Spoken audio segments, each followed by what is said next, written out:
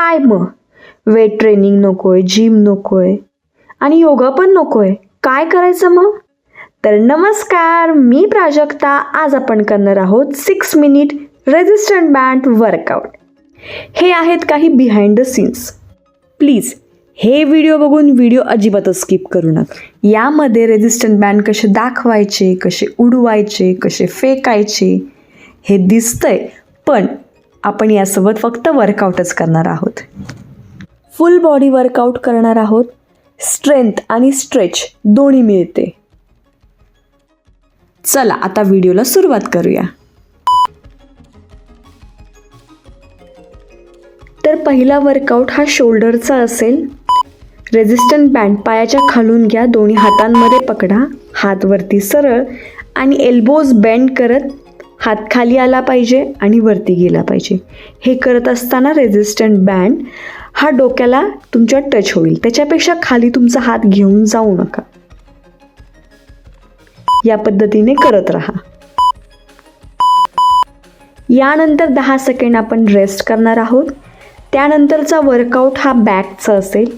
परत हेच 2 वर्कआउट आपण करणार आहोत. रेझिस्टंट बँड हा पायाच्या खालून परत घ्यायचा आहे, गुडघे वाकवायचे, हिप मागे, हिपपासून वरचा भाग हा पुढे बेंड असला पाहिजे. हात हळूवारपणे खाली आणि वरती घेत असताना एल्बो बेंड झाले पाहिजेत. हात खाली जेव्हा घेऊन जाल तेव्हा पूर्ण हात सरळ होईल तुमचा. या पद्धतीने करत राहा. यानंतरचा वर्कआउट पुन्हा शोल्डरचा असेल आणि त्यानंतर बॅकचं असेल. प्रत्येकी वर्कआउट आपण 2दा करणार आहोत. हा वर्कआउट करत असताना शोल्डरवर प्रेशर येतो का याच्याकडे लक्ष द्या. जर येत नसेल तर थांबा, व्हिडिओ नीट बघा आणि पुन्हा माझ्यासोबत करा. आणि तरी नाही जमलं तर कमेंट करा, मी तुम्हाला याच्यावरती दुसरा वर्कआउट देईन. आता असेल बॅकचा वर्कआउट.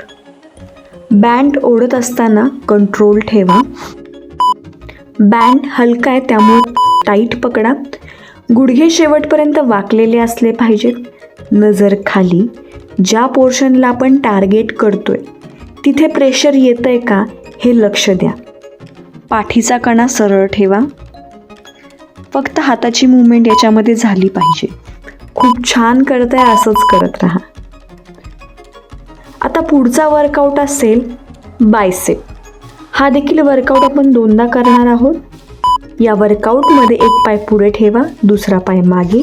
दोन्ही हातांना रेझिस्टंट बँड गुंडाळायचा आहे अशा पद्धतीने, ज्या पद्धतीने तुम्हाला हातावरती प्रेशर येईल. जे की मला आधी प्रेशर येत नव्हतं, त्यामुळे मी पूर्ण हाताला गुंडाळला. यामुळे बायसेपवरती प्रेशर येतोय. पुढचा वर्कआउट आहे मांड्यांचा मागचा भाग, ज्याला हॅमस्ट्रिंग म्हणतात. लेडीजचा हा पोर्शन खूप जास्त असतो, त्यामुळे जीन्स किंवा तुम्ही जर एखादा टाईट ड्रेस घालत असाल तर त्याच्यामध्ये चांगलं दिसत नाही.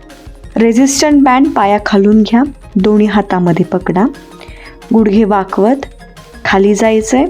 वरती येताना गुडघे सरळ होतील. हात एल्बोजमध्ये बेंड नाही होणार.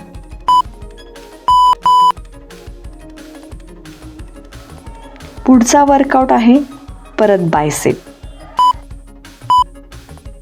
पोझिशन सेम असेल. तुमच्या शोल्डरपासून एल्बो पर्यंतचा पोर्शन हा स्टिप असेल, तो अजिबात हलता कामा नये. फक्त एल्बोपासून खालचा आर्म्स आहेत ते तुमचे वर खाली होतील. त्यामुळे तुम्हाला प्रॉपर प्रेशर येईल बायसेपवरती. वेट न वापरता फक्त बँडचा यूज करून आपण स्ट्रेंथ वाढवू शकतो. तर पुढचा वर्कआउट आहे पुन्हा हॅमस्ट्रिंगचा. हे करत असताना तुमच्या हिपला मागे ढकलायचं आहे आणि वरती यायचं आहे. हिपपासून वरचा भाग हा पुढे वाकलेला असेल. यामुळे बरोबर तुमच्या मांडीचा मागचा भाग या ठिकाणी तुम्हाला स्ट्रेच जाणवेल. या वर्कआउटमुळे तुमचा हॅमस्ट्रिंगचा पोर्शन टाईट देखील होऊ शकतो. मूवमेंट खूप हळूवारप्रमाणे करा. तर पुढचा वर्कआउट आहे चेस्ट, छाती. दोन्ही हात समोर ठेवायचे. रेझिस्टंट बँडला सरळ पकडायचे. दोन्ही हाताला लांब घेऊन जायचे आणि पुन्हा जागेवरती घेऊन यायचे. हे करत असताना तुमच्या हाताला खूप ताण पडेल, खूप एनर्जी लावावी लागेल लांब करताना, पण प्रॉपर चेस्टवरती तुमच्या प्रेशर येईल. जमत नसेल तर थांबा आणि पुन्हा बघून करा.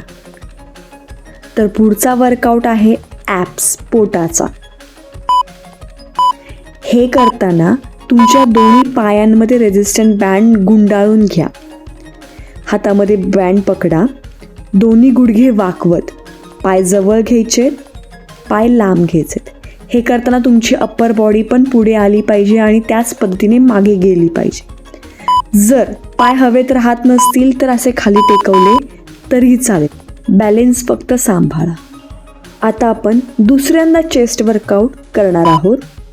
हे लक्षात असू द्या, दोन्ही हात हे बरोबर तुमच्या चेस्ट लाईनला असले पाहिजेत. जास्त वरती नको आहेत, नाही जास्त खाली नको आहेत. जास्त वरती ठेवले तर तुमच्या चेस्टवर रिझल्ट दिसणार नाही. रेझिस्टंट बँडला तुम्ही जसं ताणताय त्या पद्धतीने तुम्हाला चेस्टवरती प्रेशर येईल, पण हात त्या पद्धतीने ॲडजस्ट करत राहा. हा शेवटचा वर्कआउट असेल, जो की आहे आपला ॲप्सचा. जर तुम्ही इथपर्यंत व्हिडिओ बघत आहात तर नक्की कमेंट करा व्हिडिओ कसा वाटला आणि पुढचा कोणता वर्कआउट देऊ. प्रयत्न करा दोन्ही पाय तुमचे हवेत राहतील. रेझिस्टंट बँडला नीट गुंडाळा, ज्यामुळे वर्कआउट करत असताना मध्ये मध्ये तो निघणार नाही. गुडघे जेव्हा वाकवाल तेव्हा मध्ये होल्ड करा आणि मग मागे जा. रेझिस्टंट बँड हा खूप चांगला ऑप्शन आहे वर्कआउटसाठी. खूप छान. व्हिडिओ कसा वाटला नक्की कमेंट करा. बाय.